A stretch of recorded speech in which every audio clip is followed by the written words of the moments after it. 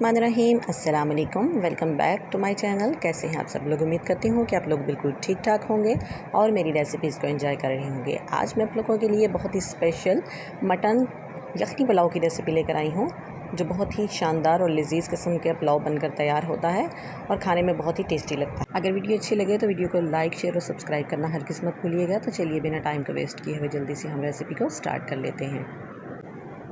Mutton यखनी पुलाव बनाने के लिए सबसे पहले यहाँ पर मैंने 1 kg मटन ले लिया है। इसके अंदर थोड़ा सा हम लहसुन शामिल करेंगे और एक मीडियम साइज़ का प्याज जो है इसके रफली काट के इसके अंदर शामिल कर देंगे। उसके बाद 2 से 3 टुकड़े दालचीनी के इसके अंदर शामिल करेंगे। 2 अदद बड़ी इलायची इसके अंदर शामिल करेंगे। 1 टीस्पून नमक, स्पून इसके अंदर साबुत खुश्क धनिया ऐड करेंगे और इसके अंदर ढेर सारा पानी हम शामिल करेंगे। इतना पानी हम शामिल करेंगे कि गोश्त हमारा अच्छे से टेंडर हो जाए और इसकी यखनी भी जो है वो बच जाए। पहले पानी को हम अच्छे से गर्म करेंगे और उसके बाद इसका ढक्कन जो है हम कवर करते हुए इसको 18 से 20 मिनट के लिए हम स्टीम दे देंगे। 18 से 20 मिनट के बाद गोश्त को चेक कर लेते हैं तो गोश्त हमारा अच्छे से सॉफ्ट हो चुका है। अब हम इसमें से गोश्त को अलग कर लेंगे और इसकी यखनी को अलग कर लेंगे। उसके बाद किसी भी कढ़ाई या पतीले के अंदर हम थोड़ा सा कुकिंग ऑयल शामिल करेंगे। ऑयल जैसे ही हमारा गर्म हो जाएगा, एक मीडियम साइज़ का प्याज जो है मैंने उसको स्लाइस में कट कर लिया है वो इसके अंदर शामिल करेंगे और इसको गोल्डन ब्राउन होने तक हमने फ्राई कर लेना है। जैसे ही प्याज हमारे गोल्डन ब्राउन हो जाएंगे उसके अंदर हम थोड़ा सा पानी शामिल करेंगे और 2 मीडियम साइज़ के टमाटर हैं जिनका मैंने छिलका उतार कर इनको रफली काट लिया है, उसके अंदर शामिल करेंगे और अच्छे से इसको इसके साथ भून लेंगे। उसके बाद 2 हरी मिर्ची इसके अंदर शामिल करेंगे बारीक कटी हुई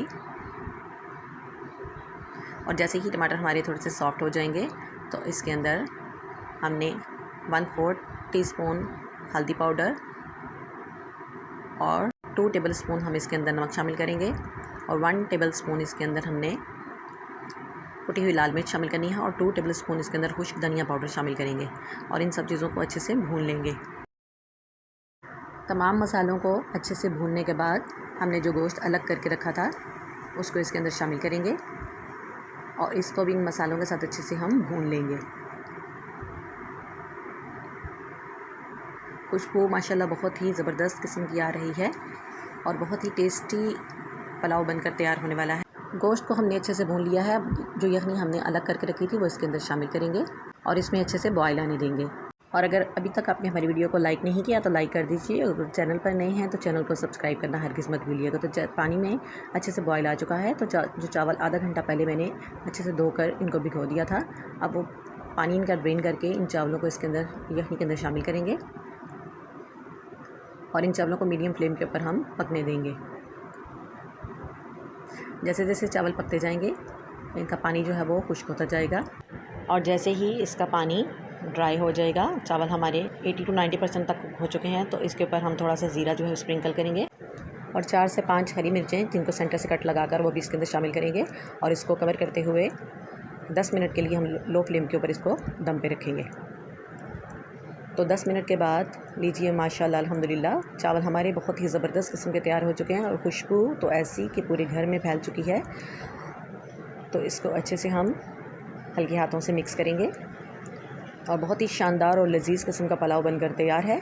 आप लोगों को हमारी आज की रेसिपी कैसी लगी हमें कमेंट बॉक्स में ज़रूर बताइएगा। हमें अपनी दुआओं में याद रखिएगा और अपना ढेर सारा ख्याल रखिएगा। मिलते हैं नेक्स्ट वीडियो में, तब तक के लिए अल्लाह हाफ़िज़।